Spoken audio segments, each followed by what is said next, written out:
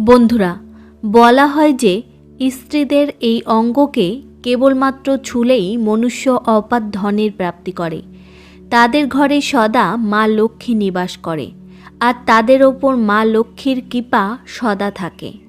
তো বন্ধুরা, আজকের এই কাহিনীতে আমরা আপনাদের একটি সত্য ঘটনার মাধ্যমে বলবো যে স্ত্রীদের কোন অঙ্গ যেটাকে সব পুরুষদের দাবানো আর চোষা উচিত। কিন্তু আপনাদের কাছে আমার একটা নিবেদন আছে যে আপনারা এই কথাকে পুরোটা অবশ্যই শুনবেন, কারণ যে কোনো অসম্পূর্ণ জ্ঞান বিশেষ সমান হয়। এই জন্য ভিডিওটি পুরোটা দেখবেন। তো চলুন আজকের এই কাহিনী শুরু করা যাক। বন্ধুরা, এক সময়ের কথা, একটি গ্রামের লালু প্রসাদ নামের একটি কৃষক থাকত। সে তার স্ত্রীকে নিয়ে অনেক বেশি চিন্তিত ছিল, কারণ তার স্ত্রী কথায় কথায় তাকে অপমানিত করত, তাকে কখনো সুখ শান্তিতে থাকতে দিত না। সে তার স্ত্রীকে নিয়ে অনেক বেশি চিন্তিত ছিল, কারণ তার স্ত্রী কথায় কথায় তাকে অপমানিত করত, তাকে কখনো সুখ শান্তিতে থাকতে দিত না, তার ওপর সবসময় চিৎকার করতে থাকত, তথা খারাপ শব্দের প্রয়োগ করে তার মানসিক হনন করত, আর বলতো যে আরে তোমার কাছে কি আছে, ঘরে খাওয়ার জন্য কিছু নেই, আমার তো ভাগ্যই খারাপ, না জানে আমি কোন পাপ করেছিলাম যে তোমার মতো স্বামী আমি পেয়েছি। বন্ধুরা, সে প্রতিদিন মজদুরি করে তার পরিবারের পালন পোষণ কোনোভাবে করে নিত, কিন্তু তার স্ত্রীর আকাঙ্ক্ষা অনেক বড় ছিল। তার গৃহে সত্যি সত্যিই কাঙালি ছেয়ে গিয়েছিল। তার কাছে একটি ধনও ছিল না, আর তার ঘরে খাওয়ার জন্য অন্যের একটি দানাও ছিল না। একে তো গৃহে খাবার নেই, তার ওপর কথায় কথায় তার স্ত্রীর কথা শোনানো, যেটা শুনে ওই বেচারা অনেক চিন্তিত হয়ে পড়ে। সময়ের সাথে সাথে তার জীবনের ওপর থেকে মনই উঠে গিয়েছিল। এখন সে বুঝতে পারছিল না যে এখন সে কি করবে, আর কিভাবে সে ধন অর্জিত করবে, আর কিভাবে নিজের এবং তার স্ত্রীর স্বপ্নকে পূরণ করবে। বন্ধুরা, ওই মজদুর লালু প্রসাদ তার স্ত্রীর থেকে চিন্তিত হয়ে ঘর ছাড়ার সিদ্ধান্ত নেয়। তারপর ওই রাত্রেই সে তার ঘর থেকে একটি নির্জন রাস্তায় বেরিয়ে পড়ে, আর মনে মনে দুঃখী হয়ে সে চুপচাপ চলতে থাকে। তখন রাত্রের ঘন অন্ধকারে সে একটি সাধুকে তপস্যা করতে দেখে। অন্ধকারেও ওই সাধুর মুখ থেকে একটি অলৌকিক তেজ প্রকট হচ্ছিল। তখন লালু প্রসাদ ওনার কাছে গিয়ে বসে পড়ে। সে চিন্তা করে, চলো এখন এই সাধুর থেকেই কোনো জ্ঞান প্রাপ্ত করে নিই, আর এই সাংসারিক দুঃখ থেকে মুক্তি পেয়ে যায়। যখন সাধু তার তপস্যা সমাপ্ত করে, তখন লালু প্রসাদ তার সামনে হাত জোড়ো করে কাঁদতে থাকে। তখন লালু প্রসাদকে সাধু বলে, এইভাবে দুঃখী হয়ে কেঁদো না, আমাকে বলো তোমার সমস্যা কি, তুমি কি নিয়ে চিন্তা করছো। তখন লালু প্রসাদ সাধু মহারাজকে বলে, হে মহারাজ, আমার দুঃখের কারণ আমার স্ত্রী, যে আমাকে রোজ কথা শোনায়। সে আমার জীবন দুষ্কর করে দিয়েছে। আমি গরিব, সেটাতে আমি কি করব। আমি যতই কামাই, কিন্তু আমার কাছে ধন টেকে না। আমার একটা ছোট ব্যবসা ছিল, সেটাও আমার স্ত্রীর কলহের কারণে ডুবে গেছে। সে দিনরাত আমার সাথে ঝগড়া করে। এখন তো আমার কাছে এক পয়সাও নেই, আমাদের ঘরে খাওয়ার জন্য কিছুই নেই, এছাড়াও পরার জন্য বস্ত্র নেই। আত্মীয় স্বজনেরাও আমাদের থেকে মুখ ঘুরিয়ে নিয়েছে, কেউ আমাদের সাহায্য করে না, আর কেউ কাজও দেয় না। কিন্তু আমি আমার স্ত্রীকে বোঝাই যে সে আমাকে কথা না শোনায়, এই খারাপ সময়ও কেটে যাবে, কিন্তু সে আমার কথা শোনেই না। সাধু মহারাজ, এই কারণে আমি অনেক চিন্তিত, এই কারণে আমি ঘর ছেড়ে আজকে এখানে এসেছি। বন্ধুরা, তখন সাধু মহারাজ বলেন যে, কেঁদো না পুত্র, আমি তোমাকে একটি কথা বলছি, যেটা তোমার ভাগ্যকে বদলে দেবে। তোমাকে কেবল তোমার স্ত্রীর এই অঙ্গ বেশরম হয়ে দাবাতে হবে। এমনটা করলে হঠাৎ তোমার ঘরে ধনের প্রাপ্তি হতে শুরু করবে, তুমি দেখতে দেখতে ধনী হয়ে যাবে। লালু প্রসাদ বলে, মহারাজ, কিন্তু এটা কিভাবে সম্ভব। যে স্ত্রীর কোনো অঙ্গকে ছুলে কোনো ব্যক্তি ধনবান হতে পারে? কৃপা করে এই কথা আমাকে বলুন। সাধু মহারাজ বলেন যে যদি কোনো পুরুষ স্ত্রীর এই অঙ্গ দাবায় বা চষে, তার ঘরে কখনো ধনের কমতি থাকে না, আর না তো তার ঘরে লড়াই ঝগড়া হয়। সে যে ব্যবসাই করে সেটাতে সবসময় লাভই হয়। হাতে নেওয়া যে কোনো অসম্ভব কাজও সম্ভব হয়ে যায়। তারপর সাধু বলে, আজকে আমি তোমাকে স্ত্রীদের এই অঙ্গের ব্যাপারে বলতে যাচ্ছি, তাই এটা ধ্যান দিয়ে শুনবে আর নিজের জীবনে এটার ওপর গড় করবে। কিন্তু এই বিষয়ে আমি তোমাকে একটি কথা শোনাচ্ছি, তুমি এটাকে ধ্যান দিয়ে শুনবে, তখনই তুমি এই গোপনীয় সত্যের জ্ঞান প্রাপ্ত করবে। তখন লালু প্রসাদ সাধু মহারাজের কথা মন দিয়ে শোনে আর বলে যে, মহারাজ, আপনি যেটা বলবেন আমি আপনার কথা অবশ্যই শুনব। বন্ধুরা, তারপর সাধু কাহিনী শুনে বলেন যে একটি নগরে আত্মারাম নামের একটি ব্যবসায়ী থাকতেন। তার অনেকগুলো ব্যবসা ছিল।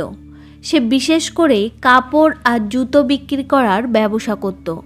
নিজের ব্যবসায় সে দিনরাত পরিশ্রম করত। তার সাথে সাথে ওই আত্মারাম আর তার স্ত্রী মালতীর নিজেদের মধ্যে অনেক বেশি প্রেম ছিল। তাদের ঘরে কোনো ধরনের লড়াই ঝগড়া বা কলহ হতো না। এই জন্য তাদের ঘরে সদাই লক্ষ্মীর নিবাস থাকত। এই কারণে তার ব্যবসায় এত বেশি মুনাফা হচ্ছিল যে সে দিন দিন আরও বেশি ধনবান হচ্ছিল। ব্যবসায়ী আত্মারাম আর তার স্ত্রীর মধ্যে এতটা প্রেম ছিল যে আশেপাশের লোক তাদের দেখে হিংসা করত। ধীরে ধীরে তাদের পুরো গ্রামের লোক জেনে যায় যে ব্যবসায়ী আর তার স্ত্রীর মধ্যে অনেক বেশি প্রেম আছে। তখন ধীরে ধীরে এই কথা ওই নগরের রাজার কাছে পৌঁছে যায়। ব্যবসায়ী আত্মারাম আর তার স্ত্রীর প্রেম কাহিনী যখন রাজার কাছে পৌঁছায়, তখন রাজাও তার প্রেমের অনেক বেশি প্রশংসা করে। আর সে সবাইকে বলে যে আমাদের নগরে এমন একটা ব্যবসায়ী আছে যে তার স্ত্রীকে অনেক বেশি ভালোবাসে। তার সাথে সাথে তার স্ত্রীও তার সাথে কখনো লড়াই ঝগড়া করে না। এই দুজন স্বামী স্ত্রী আমাদের রাজ্যের জন্য উদাহরণ। আমাদের রাজ্যের সব লোকেদের তাদের দুজনের থেকে শিক্ষা নেওয়া উচিত। কারণ আজকাল আমাদের রাজ্যে স্বামী স্ত্রীর মধ্যে ঝগড়া, মারপিট, খুন খারাপি বেড়েই চলেছে। তারপর একদিন শান্তি আর প্রেমের সন্দেশ দেওয়ার কারণে রাজা তার রাজ্যে ঢিন্ঢুরা পিটিয়ে দেয় যে এই নগরে যত লোক আছে তারা সবাই তাদের গৃহে কালকে অমাবস্যার রাত্রে ঘিয়ের একটি দীপক জ্বালাবে।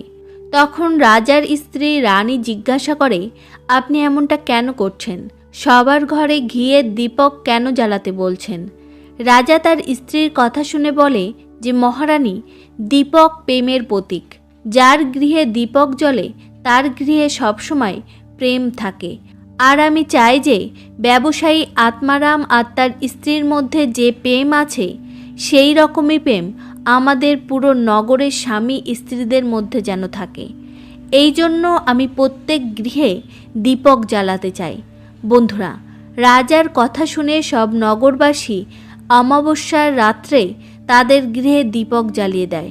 অমাবস্যার ঘন অন্ধকারে সারা নগর ঘিয়ের দীপকে উজ্জ্বল হয়ে ওঠে।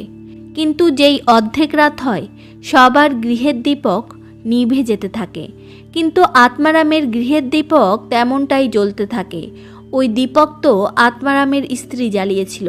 কিন্তু আসলে আত্মারামের স্ত্রীও সাধারণ স্ত্রীদের মতনই ছিল। সে কখনো আত্মারামের কথা শুনত না, সদাই নিজের মনমানি করত। প্রতিদিন সে আত্মারামের কাছে কিছু না কিছু নতুন চাইতেই থাকত। তার যা কিছুই মনে করত সেই কাজই করত। কিন্তু আত্মারামের তার থেকে কোনো অসুবিধা হতো না, কারণ সে অনেক বিচক্ষণ ছিল। সে চিন্তা করত যে যদি আমি আমার স্ত্রীকে বাধা দিতে থাকি তাহলে গৃহে কোনো কারণ ছাড়াই ঝগড়া কলহ শুরু হয়ে যাবে। এটার জন্য আমার অমূল্য সময় নষ্ট হয়ে যাবে, আর এই কারণে আমার ব্যবসায় ধ্যান দেওয়া কম হয়ে যাবে। অনেক কলহ ব্যবসায়ী এই কারণে অদেখা করত। এই জন্য তাদের দুজনের মধ্যে অনেক প্রেম সম্পর্ক ছিল। ওই অমাবস্যার মধ্যরাত্রের সময় রাজা তার মহল ছেড়ে পুরো নগরের সৌন্দর্য দেখছিল। সব নগরবাসীর দীপক সময়ের সাথে সাথে ধীরে ধীরে শান্ত হয়ে যাচ্ছে, আর কিছু সময় পর চারিদিকে ঘোর অন্ধকার ছেয়ে যায়। আর অন্যদিকে সে দেখে যে আত্মারামের গৃহের দীপক এখনও জ্বলছে। তখন রাজা তার স্ত্রীকে বলে যে, মহারানী, এখন কেবল আত্মারাম আর তার স্ত্রী মালতীর ঘরেই কেবল দীপক জ্বলছে, কিন্তু পুরো নগরে কোথাও দীপক জ্বলছে না। এটার থেকে জানা যায় যে আত্মারাম আর মালতীর মধ্যে কতটা প্রেম আছে। তখন মহারানী বলেন যে আত্মারাম আর তার স্ত্রী মালতীর মধ্যে যে প্রেম আছে সেটা আত্মারামের স্ত্রী মালতীর জন্যই, আর এই কারণে তাদের দুজনের মধ্যে এত বেশি প্রেম। বন্ধুরা, যখন রাজা রানীর কথা শোনে তখন রাজা বলেন যে, না, তোমার চিন্তা ভুল। যে প্রেম আত্মারামের গৃহে আছে সেটা তার স্ত্রীর জন্য নয়, বরং সেটা আত্মারামের জন্যই। তখন রানী বলেন যে আত্মারামের স্ত্রী মালতী সব থেকে বেশি বিচক্ষণ, আপনার চিন্তা ভুল। আর এটাই কারণ যে তাদের ঘরে কখনো লড়াই ঝগড়া হয় না। তারপর রাজা বলেন যে, না, তুমি ভুল, আত্মারাম বিচক্ষণ। রানী বলে যে না, তার স্ত্রী মালতী বিচক্ষণ। এইভাবে তাদের দুজনের মধ্যে কিছু সময় ধরে কলহ চলতে থাকে। বন্ধুরা, এই কথা নিয়ে রাজা রানীর মধ্যে অনেক ঝগড়া হয়। তারপর রাজা বলেন যে আমাদের ঝগড়া করার প্রয়োজন নেই, কেননা আমরা আত্মারাম আর তার স্ত্রী মালতীর পরীক্ষা নিয়ে নিই। তখন সব কিছু দুধের মতো পরিষ্কার হয়ে যাবে। তখনই বোঝা যাবে যে কে বিচক্ষণ। এই কথায় রাজা রানী দুজনেই সহমত পোষণ করে, আর তারা দুজন ওই আত্মারামের স্ত্রীর পরীক্ষা নেওয়ার জন্য প্রস্তুত হয়ে যায়। তখন রাজা তার রাজদরবারে যায় আর একটি সৈনিককে ডাকে আর বলে যে, তুমি আত্মারামের কাছে যাও, আর যে প্রশ্ন আমি তোমাকে বলছি সেটা তুমি আত্মারামকে বলে দেবে। ওই সৈনিক বলে, ঠিক আছে। ওই সৈনিক রাজার কথা শুনে আত্মারামের কাছে যায়। ওই সময় আত্মারামের স্ত্রী তার এক সখীর বাড়িতে গিয়েছিল। তখন বাড়িতে আত্মারাম একাই ছিল। রাজার সৈনিক আত্মারামের বাড়িতে পৌঁছে যায় আর আত্মারামকে বলে যে আমাকে রাজা সাহেব পাঠিয়েছে। তখন আত্মারাম বলে, বলুন, আমি আপনার কি সেবা করতে পারি? তখন ওই সৈনিক বলে, আমি আপনার কাছে রাজার সমাচার নিয়ে এসেছি। তখন আত্মারাম বলে, ঠিক আছে, আমাকে বলো রাজা সাহেব আমার জন্য কি সমাচার পাঠিয়েছে। তখন রাজার সৈনিক বলে যে রাজা সাহেব আমাকে বলেছে, যদি তুমি তোমার স্ত্রীকে ছেড়ে দাও, তাকে তালাক দিয়ে দাও, তাহলে রাজা তোমাকে অনেক হীরের রত্ন আর তার সাথে সাথে তোমার ব্যবসার জন্য অনেক ধনও দেবেন। আর তার সাথে সাথে সে তোমার সাথে তার খুড়তুতো বোনের বিয়েও দিয়ে দেবে, আর তোমাকে রাজ্যের প্রধান পদে নিযুক্ত করবে। কিন্তু বন্ধুরা, আত্মারাম যে উত্তর দেয় সেটা শোনার মতো ছিল। আত্মারাম বলে, রাজা মহাশয় আমাকে তার পুরো সাম্রাজ্যই লিখে দিক না কেন, কিন্তু আমি আমার স্ত্রীকে ছাড়ব না। যাও, রাজাকে গিয়ে বলে দাও আত্মারাম এমনটা বলেছে। সৈনিক রাজার কাছে যায় আর তাকে সব কিছু বলে। ওই সময় রানী সৈনিকের কথা শুনছিল। সৈনিকের কথা শোনার পর রাজা রানীকে বলে, আপনি আত্মারামের পরীক্ষা তো নিয়ে নিয়েছেন, কিন্তু আত্মারামের স্ত্রী মালতীর পরীক্ষা এখনও নেওয়া হয়নি। এভাবে আমরা কিভাবে জানতে পারবো যে কে বেশি বিচক্ষণ?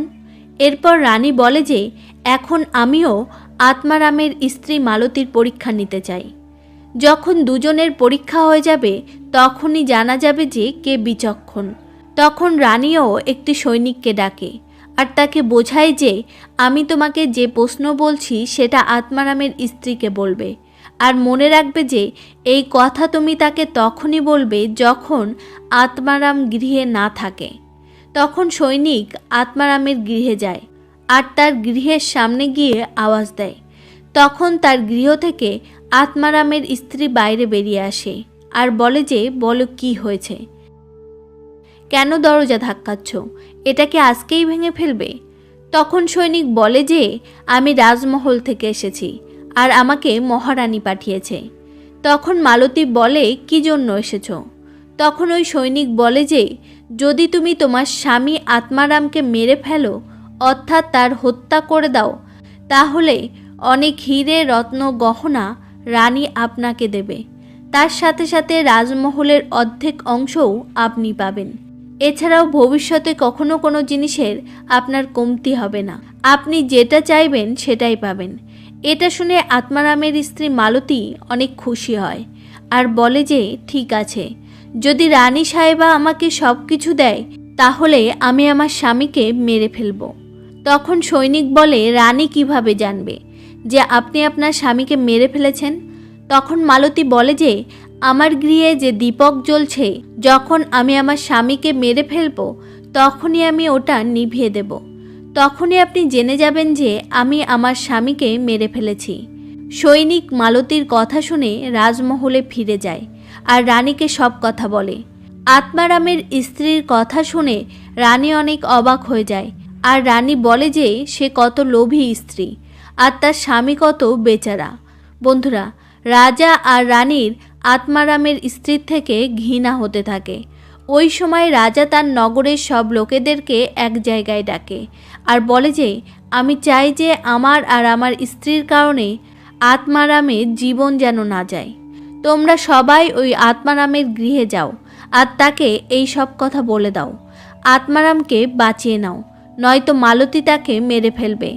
তারপর একটি সৈনিক আত্মারামের গৃহে যাওয়ার সময় চিন্তা করে যে আত্মারামের স্ত্রী আত্মারামকে মারবে আর দীপক নিভিয়ে দেবে। এই জন্য আমরা সন্ধ্যার সময় আত্মারামের গৃহে যাই। সৈনিকরা সন্ধ্যা 6টা বাজতেই আত্মারামের গৃহে পৌঁছায়। আর রাজার সৈনিকরা যখন আত্মারামের গৃহে পৌঁছায় তখন তারা দেখে যে আত্মারাম তো মরে পড়ে আছে। তখন সৈনিকরা আত্মারামের স্ত্রীকে বলে যে তোমাকে তো আত্মারামকে রাত্রে মারার কথা হয়েছিল, কিন্তু তুমি সন্ধ্যা হওয়ার আগেই কেন আত্মারামকে মেরে ফেলেছ? তখন ওই আত্মারামের স্ত্রী বলে যে আত্মারামকে তো আমাকে মারতেই হতো, রাত্রে তো আমাকে কেবল দীপক নিভিয়ে দিতে হতো। এই জন্য আমি আত্মারামকে দিনের বেলায় মেরে ফেলেছিলাম। এই কাণ্ড দেখে ওই সব সৈনিক দৌড়াতে দৌড়াতে রাজমহলে যায় আর রাজা রানীকে সব কথা বলে। তারপর রাজা আর রানী ক্রোধিত হয়ে যায়। এরপর রাজা আর রানী আত্মারামের স্ত্রীকে বন্দি বানিয়ে নিয়ে আসে। রাজা আত্মারামের স্ত্রীর কাছে জিজ্ঞাসা করে, আরে নিস চণ্ডাল ধূর্ত স্ত্রী, এমনটা তুই কেন করেছিস? তুই তো পাপিনী, তুই কিছু ধনের লোভে এসে নিজের স্বামীকে হত্যা করে দিয়েছিস। এখন বল তুই এমনটা কেন করেছিস? তখন মালতী উত্তর দেয় আর বলে যে আত্মারামকে তো আমি অনেক আগেই মেরে ফেলতে চেয়েছিলাম। আমি তো আইন আর সমাজের ভয়ের কারণে চুপ করে বসেছিলাম আর কোনো প্রকারের বাহানা খুঁজছিলাম। আর ওই শুভ সুযোগ তো আপনি আমাকে প্রদান করেছেন। মহারাজ, আত্মারামের কিছু অভ্যাস অনেক খারাপ ছিল। সে আমার সাথে প্রতিদিন অনেক খারাপ ব্যবহার করত। এই কারণে আমি বিরক্ত হয়ে গিয়েছিলাম। তখন রাজা বলে, এমনটা সে কি করত? তখন মালতী উত্তর দেয় যে সে আমার নাকের ওপরের অংশে আঙুল দিয়ে সবসময় দাবাতে থাকত। এছাড়াও আত্মারাম আরেকটি কাজ করত, সে আমার কানের পিছনের অংশে প্রায় সময় তার জিভ দিয়ে স্পর্শ করত আর সেটাকে চাটতে থাকত। আর এই কাজ সে প্রতিদিন করত।